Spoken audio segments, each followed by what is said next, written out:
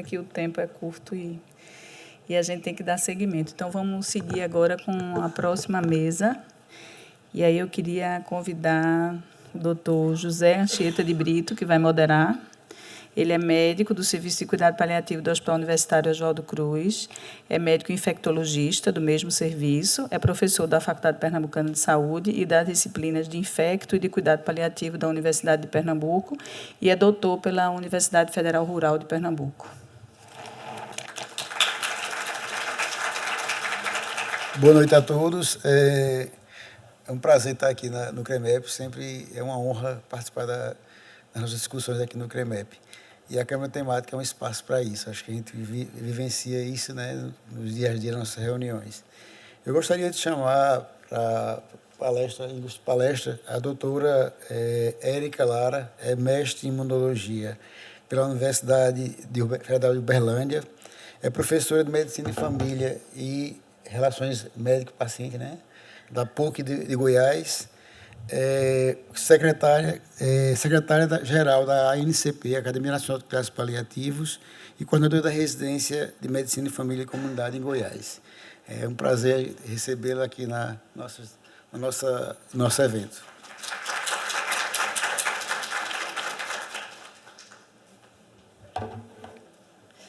Obrigada pelo convite. Boa noite.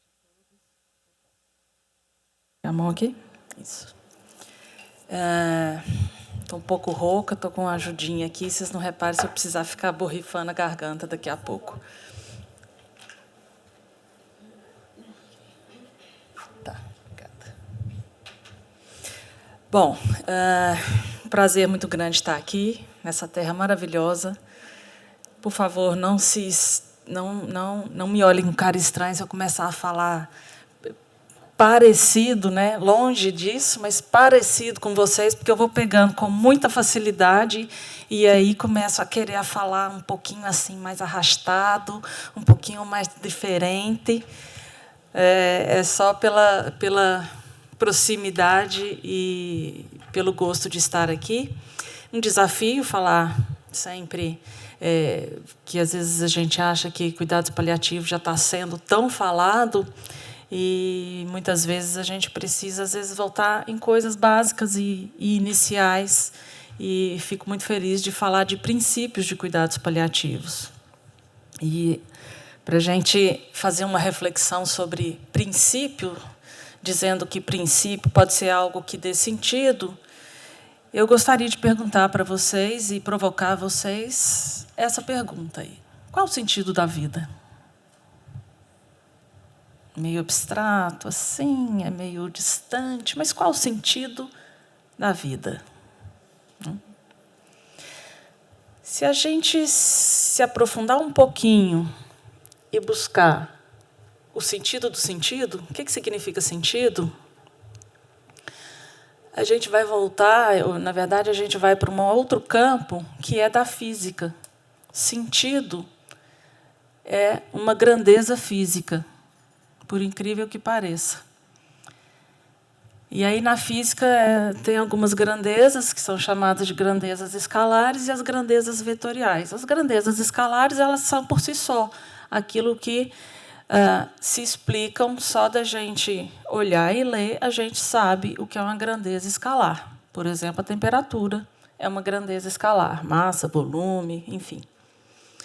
Já aquelas que precisam de uma explicação, né, além do valor numérico, elas são chamadas de grandezas vetoriais. E o sentido é uma grandeza vetorial. Ela precisa de uma direção. Né? Não adianta eu dizer que tem um sentido tal se eu não indicar a direção. Por isso que ela é vetorial e é representada por uma seta. Então, a gente se apropria do sentido do que é sentido e faz essa reflexão de qual o sentido da vida. Esse é o exemplo da grandeza escalar. Né? Ontem, Recife estava assim, 27 graus, na hora que eu pesquisei, estava mais fresco do que Goiânia. Sentido final. Então, de fato, o sentido da vida é a morte. Credo! Que horror! esse povo do paliativo é muito mórbido. Além de gostar de falar de morte, eles falam que o sentido da vida é a morte.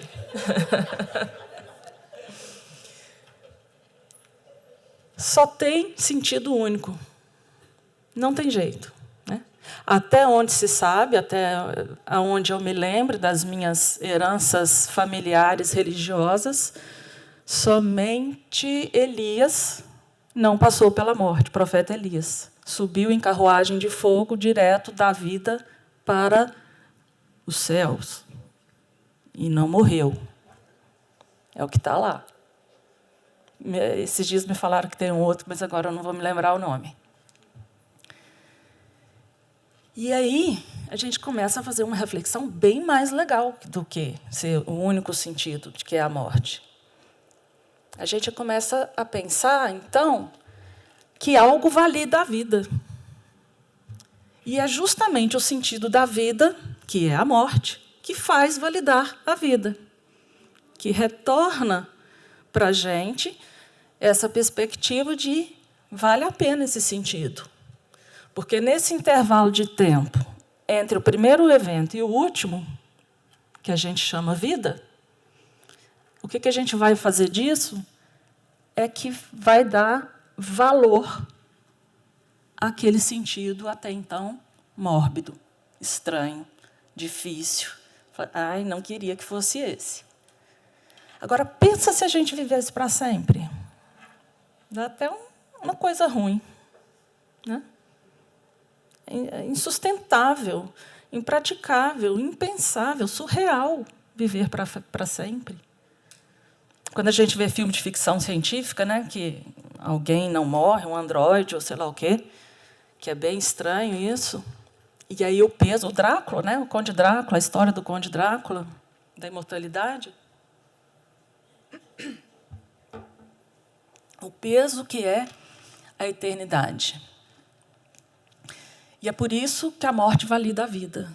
E é por isso que a gente precisa prestar atenção, não por conta daquele sentido, né, da setinha final, mas do que a gente faz hoje, o agora, este momento.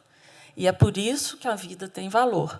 E é por isso que, diferentemente do que pareceu no começo, a gente gosta de falar mesmo de vida, né, e não da morte. A morte é inevitável. Piadinha ou, enfim, ditado popular que a gente escuta desde pequenininho, que a única certeza da vida é a morte.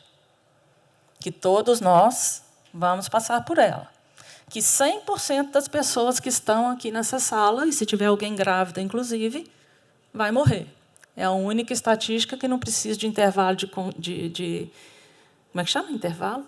De confiança, de desvio padrão, e ela é certeira, 100%. Não precisa ser mais ou menos esse valor. Né? E isso faz a gente, então, refletir que, realmente, o sentido da vida é viver. E o que a gente faz nesse viver? E aí, quando a gente fala, né, retomando a fala da colega das políticas públicas e da necessidade de promover uma morte de qualidade, é porque a gente precisa, então, retomar o conceito e a perspectiva de verdadeiramente uma vida de qualidade. E aí é prato cheio para todos os nossos problemas sociais, né? Nesse país lindo que é, né? Mas tão estranho, né? Que coisa estranha tem acontecido. Então, o que realmente valida a vida é esse cenário aqui. E isso dá uma tranquilidade muito grande, porque, na hora que a gente se dá conta disso, eu falei, nossa, por isso que realmente vou aproveitar hoje. E aí não é aproveitar simplesmente numa inconsequência, né? num surto, bipolaridade, assim, fogo no parquinho, eu vou gastar meu cartão de crédito todinho e não quero nem saber, né? Vou sexo, droga e rock and roll. Não necessariamente, né? Bebi como se não houvesse amanhã. E houve. Né? Aí piora tudo. Então, validar esse momento, que a gente chama, né, esse intervalo de tempo que a gente chama vida, é o nosso propósito, é a nossa necessidade, é a nossa perspectiva, é o que a gente faz, é o que a gente quer fazer. Dentro da medicina de família, isso é muito entendido, assim, é muito sobreposto nesses conceitos, né? Não tem diferença fazer cuidados paliativos, fazer medicina de família. Fazer cuidados paliativos é fazer boa prática médica, independente. Como assim a família não está entendendo? Mas o que ela está pensando que são cuidados paliativos para ela achar que ela não quer? Né? Então, é, de fato, fazer boa prática médica.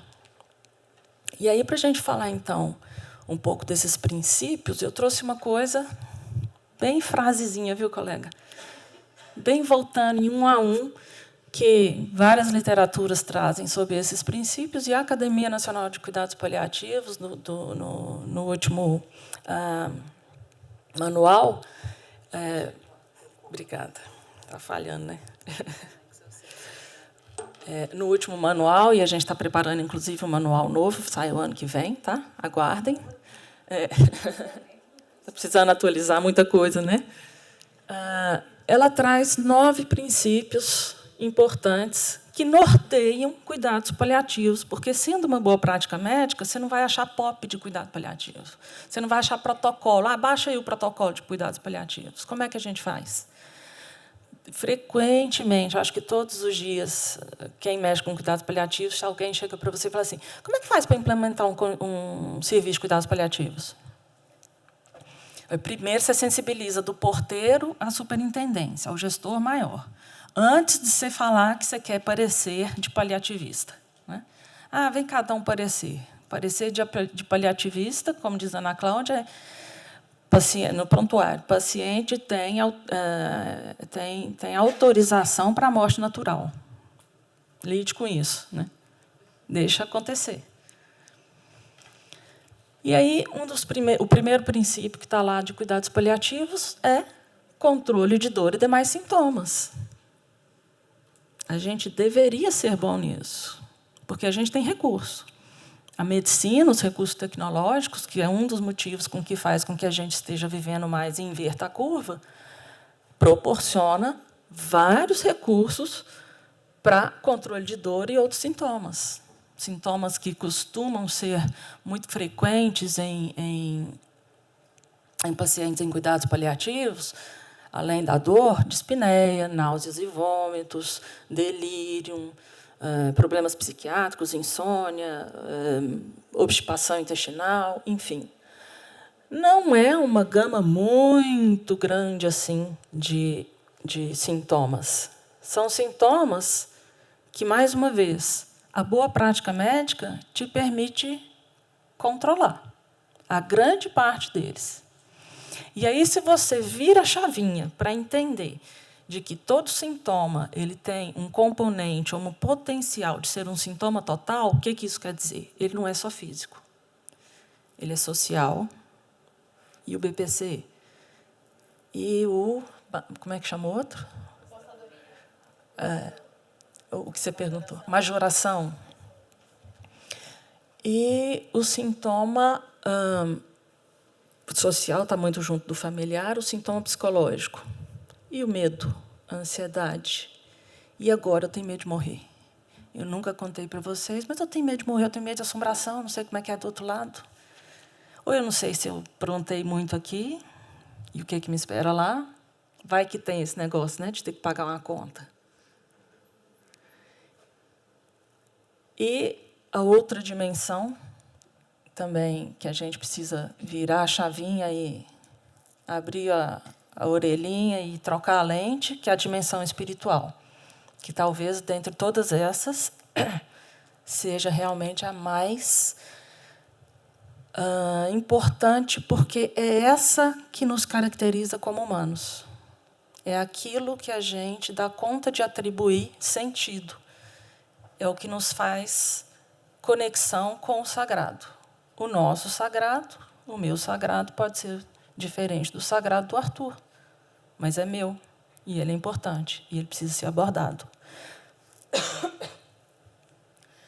Então, quando a gente faz controle de sintomas, se você tem minimamente uma cesta básica para controle de sintomas, dor e outros sintomas, e entender que esses sintomas, provavelmente, para quem está diante de uma doença ameaçadora da vida, provavelmente vai ter componentes de sintomas totais, se você der conta de, pelo menos, abarcar isso aí, escutar, você já está fazendo cuidados paliativos.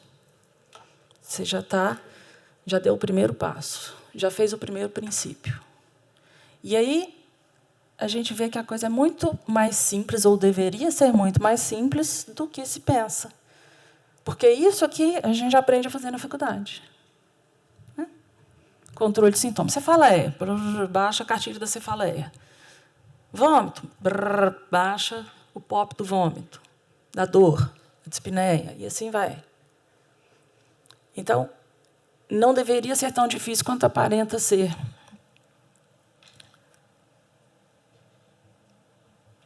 E por que apavora tanto? Porque a gente não dá conta de perguntar para o paciente dos sintomas totais. A gente que eu estou falando, nós médicos, tá? Cada um pode calçar sua carapuça aí. A gente não dá conta de perguntar: se eu tenho medo de alguma coisa? O que te assusta? Eu posso não ter a resposta, mas se eu quero falar, vai ver, eu não sei também, vai ver, é o mesmo medo que eu tenho. Mas se eu quer conversar sobre isso, né? E aí a gente não dá conta de fazer. Assim como a gente acha que o sintoma social é das meninas lá. Não, chama as meninas da assistente social e esquece que esse paciente se vinculou com você de tal forma que é com você que ele quer falar. Que é você que é a ponte, que é você que é o intermédio, muitas vezes. Né? E que bom se foi. Agora, honra essa ponte. Honra esse lugar que te foi dado. Né?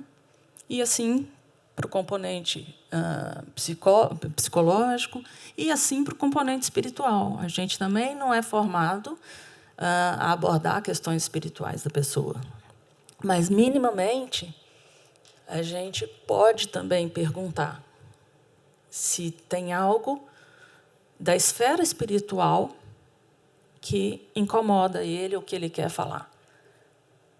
Uma grande facilidade que nós temos, onde 98% da nossa população acredita em alguma religião, de acordo com o último censo, né? Uma grande facilidade que nós temos é através da religião mesmo, embora religião e espiritualidade sejam coisas distintas. Né? Mas a gente pode abordar por aí, pode pegar esse caminho e tentar chegar lá. Né? Se é um paciente que se diz ateu, que não acredita em Deus, ou que não acredita em nada, ok. O que te conecta com o seu sagrado? Geralmente, é a ética dele. É uma pessoa íntegra, é uma pessoa reta, é uma pessoa que não pode delegar para um Deus as responsabilidades das ações dele. Então, costuma ser uma pessoa muito íntegra. E essa pessoa também tem a sua espiritualidade. O Deus dele é ele mesmo. É o que o conecta com o sagrado dele, que é para ele o sagrado. E a gente pode abordar isso. Então, se minimamente a gente puder, pelo menos, se dispor a ouvir, como eu disse, pode ser que eu não tenha a resposta. Eu não sei. Mas se eu quer falar, vai que eu conheço alguém que sabe dar a resposta. Né? Ou vai que eu conheço, ou vai que a gente tenta descobrir aqui alguma coisa que seja a resposta. E, com certeza, nesse campo não tem certo ou errado. Né? Então, princípio número 1, controle de dor e de sintomas. É básico, é obrigação nossa. Nós temos que aprender a fazer e fazer minimamente decentemente, né? Com um mínimo de zelo. E é muito, muito, muito possível de se fazer isso. A gente que trabalha na atenção primária, que não tem os recursos tecnológicos, enfim, eu fico pensando se não tem um universo paralelo que conspira a favor, porque o Arthur já me viu falando essa frase, e não é de forma alguma para glamorizar ou para romantizar a morte, alguma coisa. Mas é incrível como a morte é generosa comigo, com os meus pacientes. Talvez porque ela saiba que eu não tenho recurso e ela não abusa. Sabe aquelas coisas que a gente vê nos grupos do cuidado paliativo, assim, intervenções tremendas. Eu falei, gente, o povo esqueceu que essa pessoa está morrendo? Né? Que a ideia é paliar, e aí perde a mão porque talvez tenha recursos demais e acaba... Não, mas vamos fazer, então, isso assim, no viés de que está aliviando o sintoma. O meu paciente não tem nem chance de chegar nisso. Com certeza, ele morre antes. Entretanto, pela necessidade que eu tenho de reconhecer, então, a terminalidade, a fase final de vida, o processo ativo de morte, de uma forma muito clara, não dá para ficar, será que é o que não é? Ele acaba morrendo melhor. E é por isso que eu acabo dizendo que a morte tem sido generosa. Porque ele não chega nessas etapas. Já que é um desfecho inevitável, né? Já que é uma situação que a gente já sabe que esse paciente realmente vai morrer daquela doença, qual que é a diferença? Eu não estou falando em relação a tempo especificamente só, né? Mas qual que é a diferença de eu não implementar certos procedimentos? Que a ortotanásia, por exemplo, a resolução do CFM 1805 de 2006, me autoriza a suspender procedimentos fúteis, desproporcionais, que não vão mudar o desfecho diante de uma doença ameaçadora da vida, que, né, incurável, intratável e tudo mais. Então, eu acho que falta, nós perdemos a mão de reconhecer o processo de terminalidade. O processo de que, ok, chegou o fim. E aí, como esses pacientes, como quem está morrendo não tem tempo a perder, a gente é muito cruel ao gastar esse tempo dessas pessoas, inadvertidamente. Tentando implementar uma coisa meio heróica até, né? Meio fora da casinha, para dizer que ele viveu um pouquinho de tempo a mais, se é que ele vive mesmo. Porque já está comprovado que cuidados paliativos aumentam a sobrevida. Né? Então, é o contrário do que se pensa. Não é que vai morrer mais cedo. Não é que vai antecipar a morte.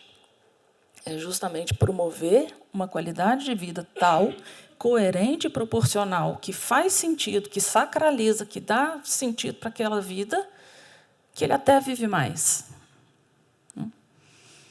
E aí, eu acredito que a atenção primária ela é um cenário que a gente pode reconhecer isso de uma forma sensacional, usando um problema que a gente tem, que é a falta de recursos, a gente reverte a nosso favor. Acaba, sabe, a questão da deficiência dos sentidos?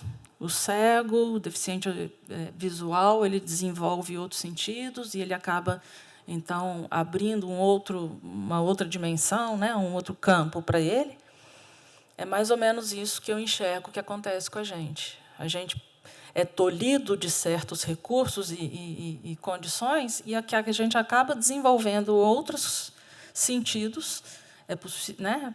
Tem até esse privilégio, fazendo com que a gente possa fazer isso aqui de uma forma bem adequada.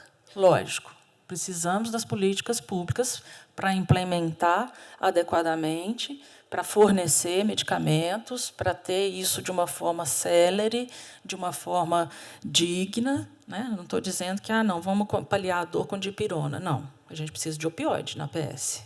E precisa, sim, rápido. Não tem que esperar processo, não tem que esperar juiz, não tem que esperar Ministério Público, não tem que esperar, tem que simplesmente acontecer. Um segundo princípio, então, que vai tendo uma coisa, vai tendo continuidade da outra, é justamente afirmar a vida e considerar a morte o processo normal, né? Faz parte. E aí, se a gente volta para a pergunta inicial, qual é o sentido da vida, isso aqui fica muito claro, né? Não é novidade para ninguém. É simples assim mesmo. Chega a ser óbvio. Chega a não precisar falar sobre isso. Só que a gente é tão resistente à ideia de morte que a gente precisa colocar como um princípio de cuidados paliativos de que, gente, vocês se esqueceram. A vida, né, a gente afirma a vida como o principal, o maior bem, e reconhece que a morte é um processo natural. Novidade nenhuma. Entretanto, muita gente pensa que seja diferente, né? Nós não aceleramos, mas também não adiamos a morte. E aí é que está o negócio de ter a lente para reconhecer o processo de terminalidade, para reconhecer que aquele momento, que aquele paciente, desde o seu diagnóstico, é um paciente elegível para cuidados paliativos. Então, você vai fazer um PTS coerente, proporcional, correspondente para essa história, dentro de cada trajetória dessa doença, né? Não é que você vai... Não, então, é o que as pessoas falam demais e reverberam nisso. Então não vai fazer nada, né? Você jogou a toalha, você desistiu do meu pai. É isso que você está me falando, né? Não tem nada a ver. Não é nada disso. Pelo contrário, tem tanto a ser feito e que essas pessoas desconhecem, porque durante toda a trajetória tão pouco foi feito, porque fizeram pela doença. E esqueceram do doente. E aí fica parecendo que vai acelerar a morte, ou vai adiar a morte. Adiar ou acelerar. A proposta não é essa. A proposta é deixar acontecer no momento que ela tem que acontecer. E aí eu volto a insistir com a questão da gente ter olhos para reconhecer a terminalidade. Vou dar um exemplo pessoal em relação a isso. A minha mãe teve uma demência, 16 anos doente. E aí o meu medo como médica era alimentação, né? Porque qual que é a trajetória do que a gente vê acontecer? O paciente vai ficando disfágico, não consegue mais comer, e aí passa-se a sonda. E eu tive a oportunidade de acompanhar minha mãe nesse declínio de 16 anos de doença. Gente, é tempo pra caramba, né? É uma vida de um adolescente. E sempre refletindo sobre isso e conversando com as minhas irmãs, porque eu sou a única médica, e falava com elas, quando chegar nesse momento, porque a disfagia ela não é súbita, né? Hoje eu como e amanhã eu estou disfágico e não engulo mais. Não, ela é progressiva. Essa progressão da disfagia é um sinal, ela está te avisando. Pô, o gato está subindo no telhado. Presta atenção. E aí eu falava isso com as minhas irmãs, até porque os estudos também corroboram e mostram que a sonda piora a qualidade de vida, que faz mais broncoaspiração, que tem mais pneumonia, que acaba piorando todo o estado do paciente, faz mais delírio, papapá, papapá. Então, eu falava com minhas irmãs, se a mamãe chegar nesse ponto, a gente não vai passar a sonda nela. Aí a primeira reação é, você vai deixar morrer de fome? Não. Eu não vou nem adiar, nem acelerar. Uma doença que diz que progride como a disfagia, ela está contando para mim o seguinte, filha, não desce mais, já deu. Eu não engulo mais essa doença, essa história, essa trajetória. O que a medicina, com a sua tecnologia, proporcionou? Ora, passa a sonda, a gente estica, aí sim, a gente adia a morte. A gente estica aquele tempo, joga aquela linha do cuidados paliativos mais para frente, naquele gráfico inadequado, né, de 1990, da primeira definição lá da OMS, joga esse cuidado mais para frente. E aí ficou-se com a impressão de que é isso que tem que fazer, tem que sondar, né, tem que passar comida. Só que, se o paciente chegou naquele estágio, é porque era o estágio final. E aí tirou a lente de enxergar a terminalidade, a fase final de vida, e até mesmo o processo ativo de morte. E isso é, né? Tem Nutri aqui? Não. As Nutri ficam muito angustiadas porque, assim como o juiz e todo mundo da sociedade, entende que alimentar e nutrir é a forma de cuidar, é a forma de amar. E de fato, a comida é uma grande socializadora, agregadora, né, das famílias. Mas uma doença que te leva a não comer é o processo fisiológico da morte, gente. Observa os animais. Vê um cachorrinho quando está morrendo. Vocês já viram? Ele adoece, você vê que ele está amuadinho, ele vai evoluindo, ele fica mais quietinho, ele procura um cantinho que é dele, ele recusa alimento, ele recusa água. Se ele bebe água, ele faz mais xixi, ele não dá conta de levantar, ele fica todo sujo. A morte é seca. Ela não precisa ser hidratada. Que vantagem tem para o caixão todo hidratadinho, todo alimentadinho, gordinho, né? E aí, é por isso, a gente perdeu a capacidade de entender que chegou nesse estágio. E aí, se a gente permite se entender de que não vamos acelerar e nem adiar a morte, para isso a gente precisa reconhecer o momento dela. E se a gente está falando de cuidados paliativos, não é spoiler para ninguém que esse paciente vai morrer daquela doença. Né? Qual a novidade? Qual a surpresa? Você está tendo tempo para trabalhar todas essas questões com o paciente, com a família, até na demência.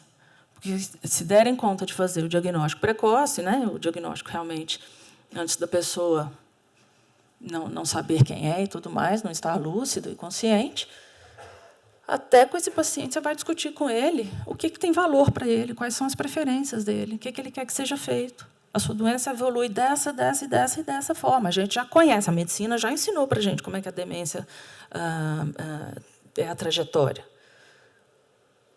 Por que a gente não dá conta de conversar com o paciente e avisar? E com a família? E com a equipe?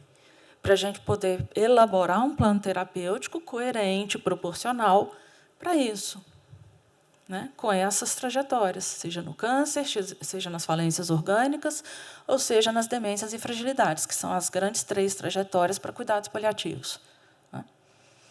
E aí pergunta para quem perdeu um pai, um filho, ou seja, quem for, um namorado, um marido, de acidente de carro subitamente, ou as trágicas mortes por suicídio, ainda que previamente anunciadas, pergunto tanto que essas pessoas gostariam de tempo para ter cuidado.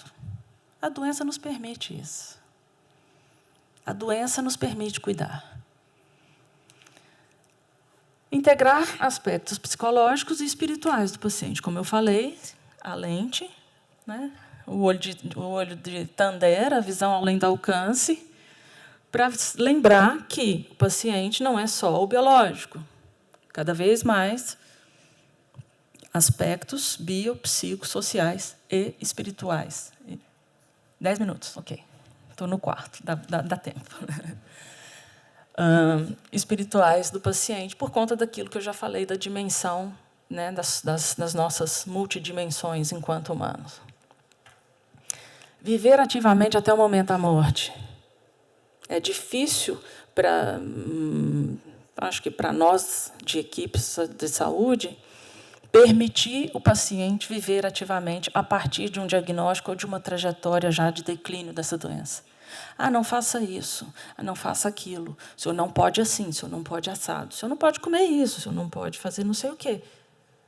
E aí tolhe a pessoa, lembra do intervalo de tempo, que a gente chama de vida? Tolhe a pessoa de viver. Né? Impede com que ela possa viver, seja qual for o tempo que ela tenha. E quando ela vive ativamente esse tempo, ela até vive mais, porque é prazeroso, porque é bom, porque faz sentido. E aí ela produz endorfinas a mais, e ela diminui os seus níveis álgicos, ela produz outras substâncias anti-inflamatórias que ajudam no processo da doença. E isso tudo faz sentido, é homeostático para ela. Dar o suporte aos familiares durante a doença do paciente e depois, né, no luto. Isso é algo bem, talvez bem específico do cuidado paliativo, embora não devesse ser também. Né? Também é uma boa prática médica. Que surpresa tem aqui que a gente precisa dar suporte para o familiar. Quando é tão ruim atender um paciente sozinho, que a gente manda chamar alguém. Fala, cadê a esposa do senhor? Cadê sua filha? Quem quer que acompanhe o senhor? Não, então, da próxima vez, o senhor vai trazer ela. Ou então, da próxima vez, nós vamos marcar de novo para poder... Porque eu preciso da família do senhor, alguém, para me contar de como é que as coisas estão acontecendo. E dar essa assistência ao luto é algo fundamental. E quando a gente trabalhou todos esses princípios e todas essas antecedências, a gente simplesmente fecha a gestalt. Né? Tem psicólogo aqui? Fecha a gestalt, né? Com o luto, com a assistência, porque pronto, fez todo sentido, a gente proporcionou e agora resolvemos. E esse luto é um luto normal. Lembrar que luto normal não é isento de tristeza. Luto patológico talvez seria isento de tristeza ou até mesmo de uma depressão reativa, que a gente pode ter um pouquinho mais de tolerância e entender. É normal que essa pessoa, que essa família sofra. Afinal de contas, alguém dela morreu. Não é? A abordagem multiprofissional ao paciente e à família. Isso também é chover no molhado. Né? Isso também é dizer o que já foi dito aqui de alguma forma.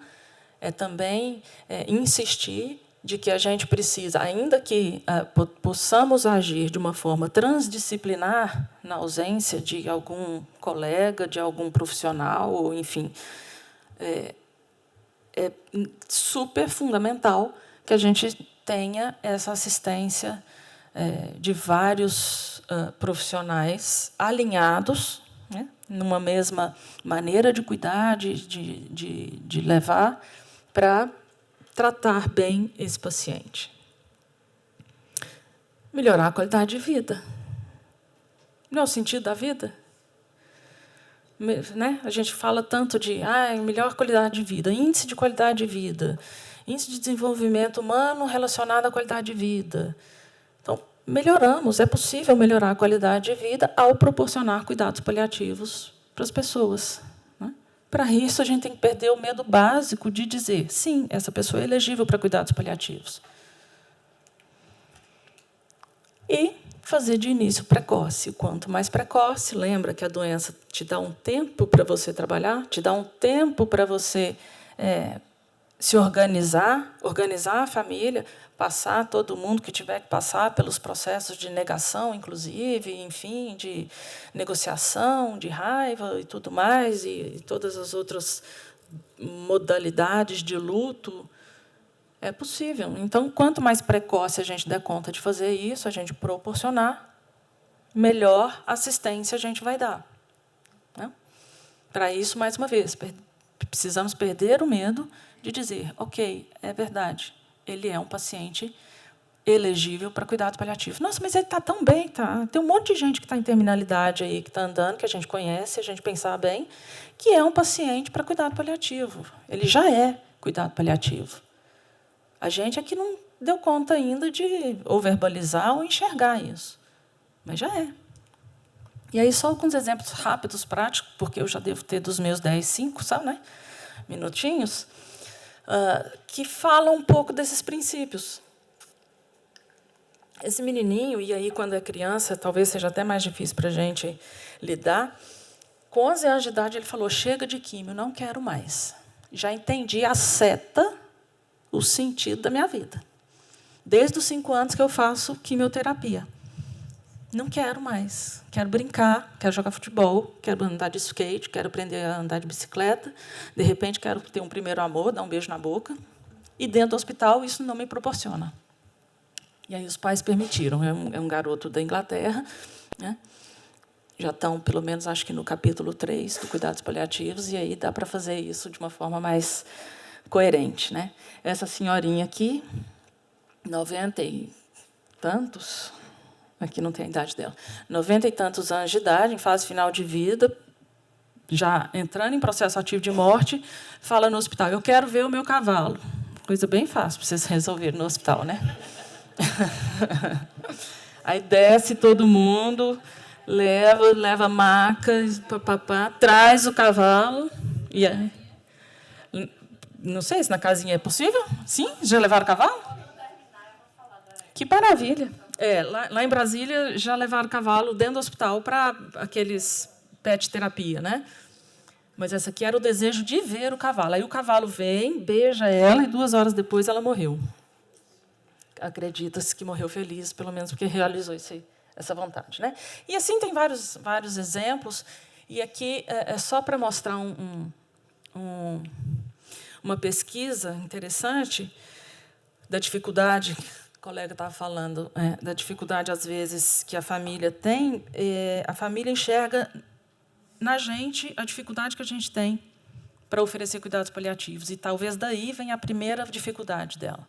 Porque nem a gente, né, do jeito que é feito, nem a gente acredita que aquilo realmente possa ser feito, ou que aquilo deva ser feito.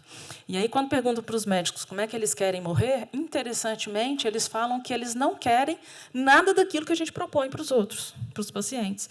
E não é que a gente propõe porque nós somos mauzinhos, malévolos e, né, gente do mal. É porque a gente foi ensinado a fazer isso. Mas aí, comigo, não. Aí vem a Davi e fala, não quero receber alimentação artificial. 80 e tantos por cento, ventilação mecânica. 87% se recusa.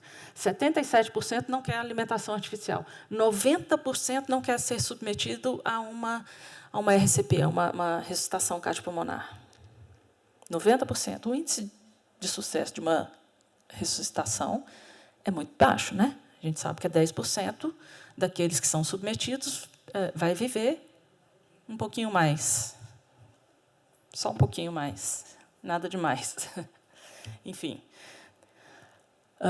E aí vai. Então, a gente precisa rever por que a gente quer um end of life, final de vida, para a gente, que não é o mesmo que a gente oferece para os nossos pacientes. Tem algo incoerente aí, né? O David Bowie teve uma história sensacional, que fez um álbum, inclusive, no fim de vida dele, chamado Lazarus, né? Aquele que ressuscitou, falando de toda a trajetória e, enfim, foi uma coisa bem legal, saiu na época que ele morreu e quem quiser depois buscar essa história é bem legal. Essa senhorinha que está andando aqui é aquela anterior, que tinha uma foto, e é essa que está aqui no dia do óbito dela, que aos 92 anos de idade tinha perdido o marido de câncer, descobriu um câncer de ovário e o médico, vamos operar. Vamos fazer químio, vamos fazer todas as coisas. Não, senhor, doutor, eu tenho 92 anos de idade.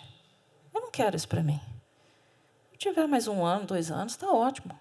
Vendeu a casa, comprou um trailer, botou o filho e a nora no trailer e foi rodar o mundo. Aí andou de balão, foi para a praia. Não está aqui a foto. Está com um oxigêniozinho. Ok, valores e preferências. Vamos dar ouvido. Isso faz sentido para você? Né? Se faz, ok. Não, isso não faz sentido nenhum. Me entuba, me coloca todos os tubos, todos os eletrodos, todas as máquinas, que é o que me faz sentido. Ok, beleza, estamos juntos, sem problema. Porque dor é a manifestação da doença, mas o sofrimento vai muito além de um diagnóstico. Né? é o que envolve tudo isso. E é do sofrimento que a gente cuida. Cuidados paliativos está aí, é para isso. Para cuidar do sofrimento. Alívio do sofrimento. Físico, espiritual, social, psicológico. E é isso que a gente faz. Todas essas dimensões. Em todas as trajetórias que acontecem, e que é disso que a gente vai morrer. Se a gente não morrer de acidente de carro, de infarto agudo do miocárdio, é disso que a gente vai morrer. Você pode até escolher para já pensar na sua DAV. Né? Olha, se eu tiver câncer, é assim, assim, assim. Se eu tiver falência cardíaca ou pulmonar, ou enfim, uma insuficiência cardíaca, aí, vai evoluir para classe 3, classe 4, vai ficar ruinzinha, dispneia piora, não dou conta de fazer as coisas, vou ficar entrando... Eu chamo esse gráfico aqui do gráfico do Salmo 23. Ainda que eu ande pelo vale da sombra da morte, não temerei mal algum, porque tu estás comigo. Esse tu é tu, o paliativista, que tem que ir lá e estamos juntos. Numa dessas, ele fica. Né? Mas, cada hora que ele entra aqui, eu falei, meu Deus, é uma peleja. Ou de demências e fragilidades. Eu, se puder escolher, não escolho demências e fragilidades pela minha história. Né? Mas há quem queira. E é uma doença interessante, ela ensina muito a gente. Por que a gente faz, então, cuidados paliativos? Para quem oferecer cuidados paliativos? A gente precisa identificar precocemente esse paciente, quanto que a gente precisa, então, agir ativamente com cuidados paliativos, e isso é muito mais precoce do que se imagina.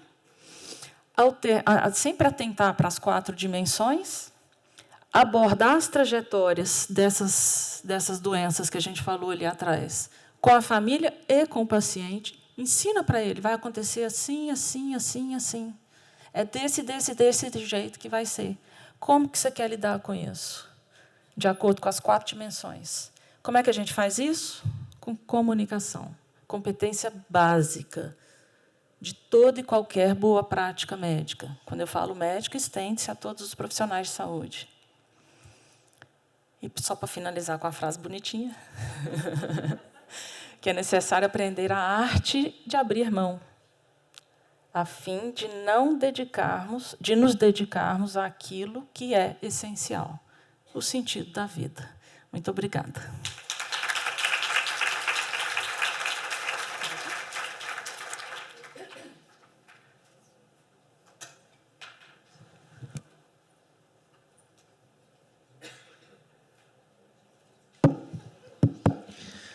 Gostaria de parabenizar a doutora Érica pela palestra, maravilhosa, né? Acho que emociona em ouvir, né? E, né, fala muita coisa do cuidado paliativo, é isso mesmo, o cuidado paliativo baseado em princípios, a gente valoriza a vida é sempre bem mais a ser preservado, não a qualquer forma. Eu acho que o cuidados paliativos tem, né, ter essa filosofia, essa perspectiva de lidar com a vida que vale a pena ser vivida. Eu acho que isso é a maior mensagem que cuidados paliativos deixa para a gente, para quem faz cuidado paliativo, para quem vivencia situações de finitude. A gente vai abrir para perguntas, certo? Um intervalo de quantos, Hilda? Não tem não, tá certo. Tá certo. Então, algumas perguntas, quem quiser retornar.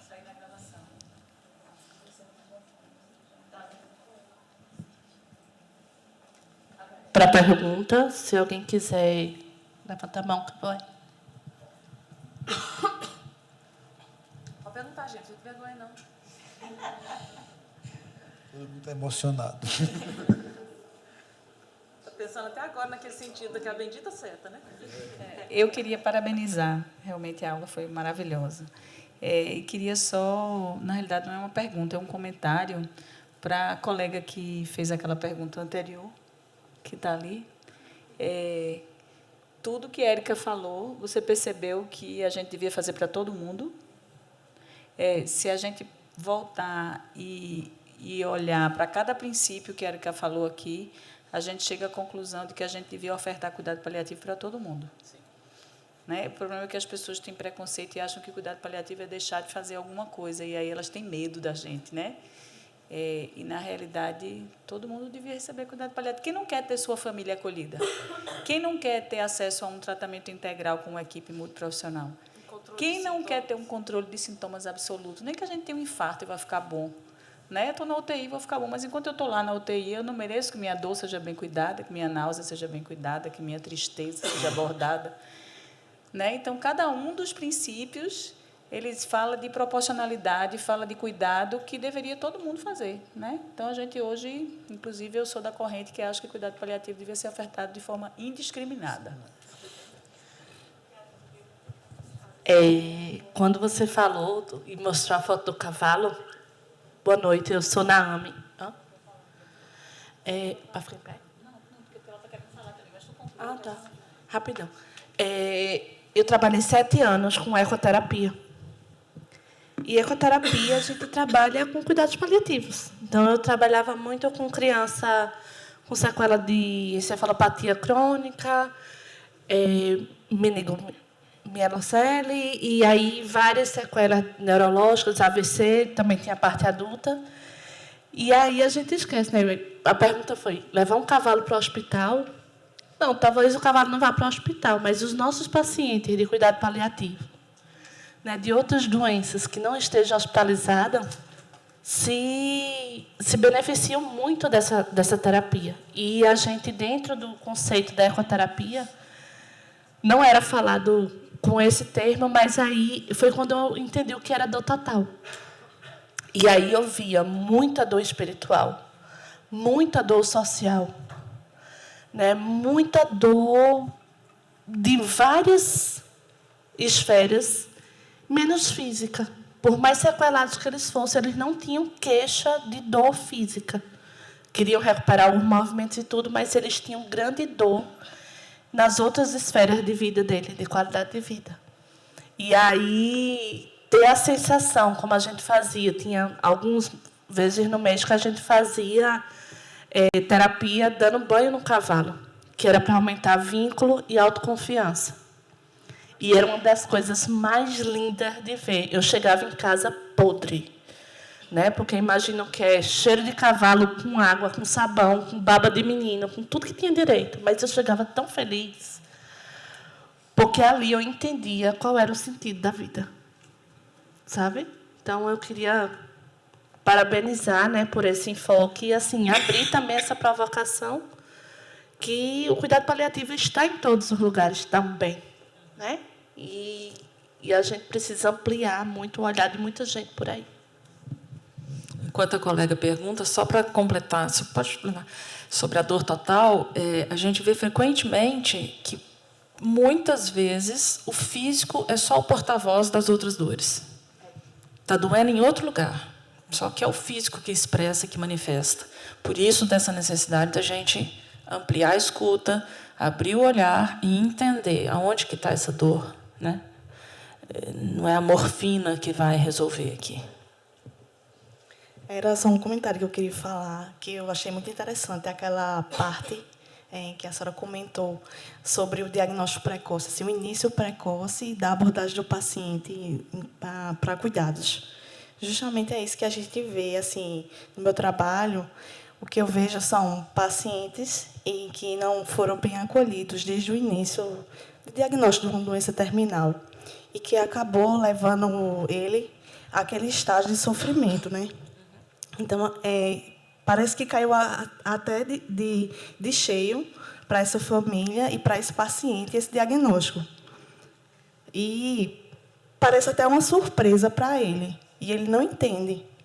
Aí, eu acho que isso é a maior dificuldade em si, de paliar, dele não ter sido trabalhado desde o início. Sim, da doença, com certeza, né? Com certeza. E é uma incompetência nossa. Essa culpa a gente tem que carregar.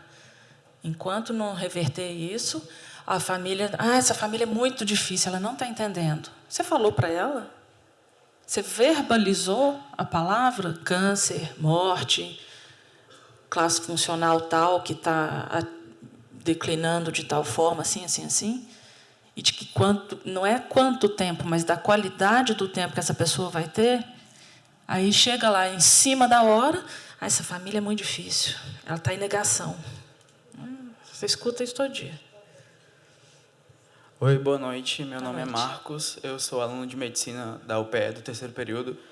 E eu gostaria de falar, primeiramente, que a segunda pessoa da Bíblia que foi arrebatado é Enoque, pai de Aí, ó, pronto, Matusalém. gente, Enoque. Obrigado, Marcos. Isso. E outra coisa, apesar de estar bem no início do curso ainda, eu nunca vi ninguém falando de cuidados paliativos do jeito que a senhora falou. E eu Isso gostaria é bom ou muito isso é de... ruim? É muito bom, porque eu nunca tinha visto essa visão, tipo, da morte ser seca, por exemplo, do jeito que a senhora falou, da maneira que a senhora se expressou, sabe? Eu estou meio um pouco impactado ainda.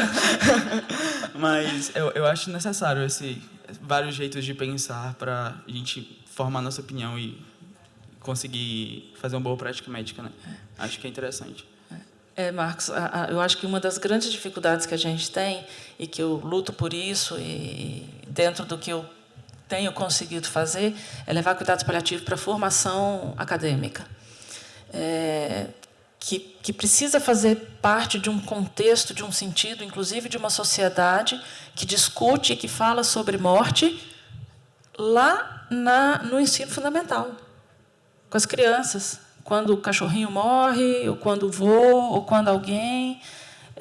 em vez de jogar isso para debaixo do tapete, não, vamos conversar sobre isso, o que está acontecendo, o que aconteceu. Permitir que as crianças, inclusive, como era antes da metade do século XIX, participem dos rituais fúnebres, né? A gente sabe a importância disso para o luto, por exemplo. Então, a formação nossa não nos permite. Nós ainda somos formados e forjados a ferro e fogo para salvar vidas. E aí ninguém falou para a gente que existe uma seta que dá um sentido da vida, né? Até a gente dar conta de raciocinar e de elaborar e de filosofar nesse tanto, é muita cabeçada, e a gente fez muito paciente sofrer também por conta disso. É engraçado, a tecnologia ajuda. Só um resumo rápido, e acho que junta um pouquinho das duas palestras que a gente já teve hoje, né? A tecnologia, porque assim, acabei de receber agora, para quem não me conhece, eu sou Fábio Malta, sou médico paliativista e superintendente técnico do Hospital de Câncer, então acabei de receber agora a intimação judicial de receber uma paciente com câncer avançado em múltiplas metástases, que já estava de alta do Hospital Geral para atenção básica, para talvez o cuidado que ela mais precisasse, mas por ser jovem, por ser alguém talvez não se comunicou tão bem, aí o grande entendimento não, precisa de um cuidado ultra especializado. Mas eu já sabia do caso, inclusive a paciente já estava programada para essa análise ultra especializada antes do juiz dar o despacho dele, mas eu entendo um entendimento que precisa de tudo, precisa da vida além. E eu já conhecia o caso, porque já vinha se debatendo esse caso, e, na verdade, ela estava de alta e a família não aceitou a alta, porque talvez não foi bem comunicado, não foi bem, né, transmitido como é que essa paciente... Né, e talvez até... Juro que é uma dúvida que a gente tem. Será que a nossa atenção básica está tão preparada para receber esses doentes em casa? De jeito nenhum. Né? Várias vezes a gente se pergunta isso, né? Óbvio, profissionais como a Érica e vários outros que já estão engajados nessa luta dos paliativos, né? É bem legal, mas num contexto geral, acho que a Érica, que é da área, pode dizer melhor que a gente tem uma dificuldade enorme, às vezes, de obter esse suporte. Sim. Né, onde deveria ser dado, que é perto da casa do paciente. Sem dúvida. Não temos de forma alguma isso, e essa é uma outra necessidade de formação, talvez através do instrumento que já é próprio da atenção básica, do matriciamento, de capacitar e formar e treinar e ensinar e, enfim, fomentar e reverberar esse assunto para que a atenção terciária tenha segurança. Ok, eu vou deshospitalizar, vocês dão conta de cuidar lá? Vai dar certo, vocês têm medicação, vocês têm condições de controlar os sintomas, vocês têm condições de dar a estrutura necessária. Não, a gente não tem. Com certeza, são polos muito isolados de pessoas que fazem ações paliativas, como eu, como os meninos que estão fazendo medicina paliativa, como outros colegas que estão na rede. Sem dúvida, a gente tem uma longa trajetória aí para caminhar.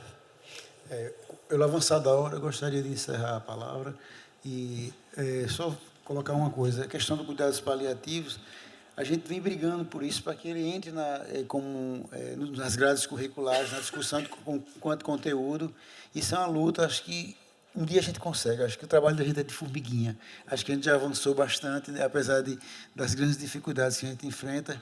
Eu olho para o cenário que a gente vive hoje em Pernambuco, de cuidados paliativos, ainda que a gente capenga, mas já foi muito pior.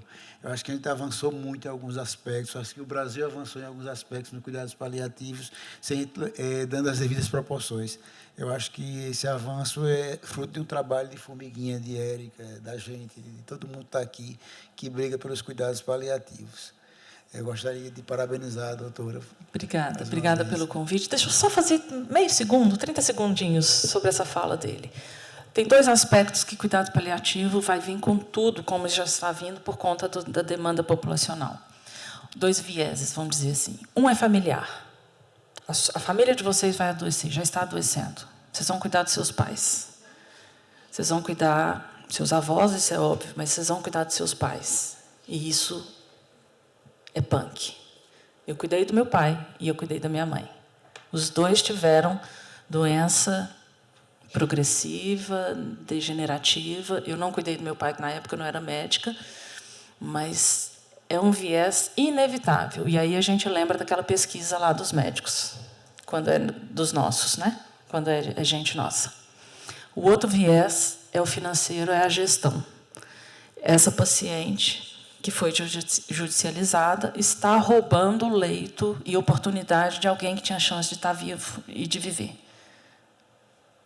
E aí a gente precisa tocar nisso nos gestores e mostrar números, e mostrar que é através daí que nós precisamos reverter essa situação.